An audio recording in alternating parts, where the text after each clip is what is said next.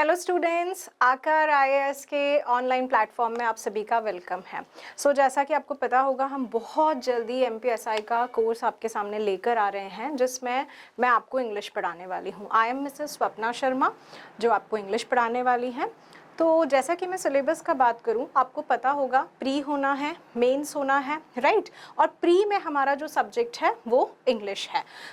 बेटा मेंस में तो मेरा सब्जेक्ट नहीं है, बट प्री में डेफिनेटली है। और एक जो प्रॉब्लम है ना, वो ये है कि नंबर ऑफ क्वेश्चंस या कितने मार्क्स को वो कवर करेगा, ये कुछ भी प्री में मेंशन्ड नहीं है।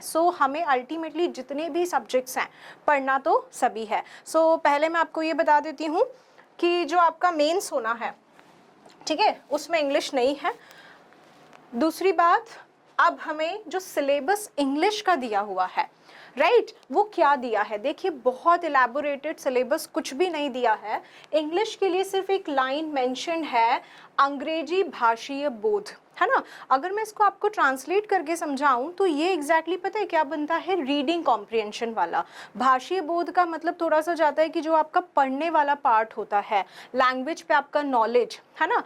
इससे एग्जैक्टली ये क्लियर नहीं हो पा रहा है कि ग्रामर से क्वेश्चंस होंगे नहीं होंगे। अगर अभी हम इसको पकड़ के सिलेबस का बात करें तो सीधे से you will be given passages, है ना। आपको रीडिंग कॉम्प्रिहेंशंस दिए जाएंगे, उसे हमें पढ़ना है और उसे हमें सॉल्व करना है। अगेन वही बात है, वेटेज फिक्स नहीं है कितना आना है, तो अल्टीमेटली पढ़ना तो हमें सब पड़ेगा। तो इसको पढ़ने के लिए जो हम स्ट्रैटेजी लेके आ रहे हैं, देखिए हमारी कोशिश यही रहने वाली है, सभी का सिलेक्शन। एग्जाम में जाकर कुछ भी ऐसा नहीं होना चाहिए कि हमें लगे यार कि ये तो मैंने पढ़ा ही नहीं है, ठीक है। तो हमारी एक ही स्ट्रैटेजी है कि हम आपको वो सब कुछ कवर कराएं जो एग्जाम में आ सकता है, पॉसिबिलिटी है। तो बेटा हम जो पैसेजेस करेंगे, आप देखो क्या होता है, पूछने का कुछ भी तरीका हो सकता है। उन्होंने एक पैसेज आपके सामने दे दिया, अब पैसेज में एक वर्ड को बोल्ड कर दिया, तो बोल्ड कर दिया दैट मीन्स उसका वो सिनोनिम पूछ सकता है या एंटोनिम पूछ सकता है। तो एक तरह से इसमें वोकैबुलरी ऐड हो गई, ठीक है। हो सकता है एक सर्टेन हिस्से को बोल्ड कर दिया और उस पर क्वेश्चन पूछ लिया कि बताओ ये हिस्से में नाउन का यूज हुआ है या प्रोनाउन का यूज हुआ है। मेरा बोलने का मतलब ये है कि एक लाइन से जो सिलेबस डिफाइन हो रहा है, हम उसी पर नहीं रहेंगे, ठीक है। मैं आपको इसके लिए पैसेजेस तो पढ़ाऊंगी, बट पैसेजेस स्टार्ट करने से पहले मैं आपका बेस रेडी करूंगी, है ना। क्योंकि जैसा कि मैंने बताया, एग्जाम में कुछ भी आ सकता है और मैं बिल्कुल नहीं चाहती हूँ कि ऐसा कुछ आ जाए और आप बोलें कि मैम हमसे नहीं बना, है ना। वो हम बिल्कुल नहीं करेंगे, हम बहुत डटकर प्रैक्टिस करेंगे and we will study each and everything. पर किस तरह से पढ़ेंगे? ऐसा भी नहीं कि बहुत ज़्यादा पढ़ेंगे, हम ऐसा पढ़ेंगे कि जिससे हमारे एग्जाम में जो क्वेश्चन आए वो हमसे बन जाए। तो बेटा हम जब इसको पढ़ेंगे तो मैं आपको पार्ट्स ऑफ स्पीच पूरा कवर करूंगी। सबसे पहले मैं आपको सिखाऊंगी कि आपके सामने अगर एक रीडिंग कॉम्प्रिहेंशन आया है, उसको पढ़ना आना चाहिए, उसमें क्या मेन फीचर्स होते हैं, कैसे हमें उसे कवर करना है।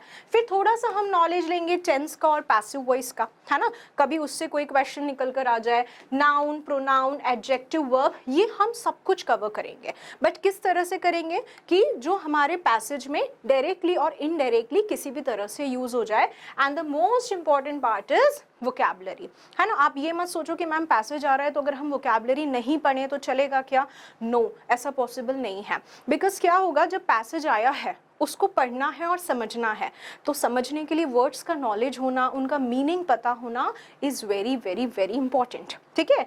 तो आप देख पा रहे हो कि मैं सिर्फ आपको 4-5 रीडिंग कॉम्प्रिहेंशंस कराकर नहीं छोड़ रही हूँ, ठीक है। मैं सब कुछ कवर करूंगी और ये मानो, ये ट्रस्ट करो कि हम इतना अच्छा प्रैक्टिस करने वाले हैं कि एग्जाम में जो भी आएगा वो आपसे बन जाएगा, राइट।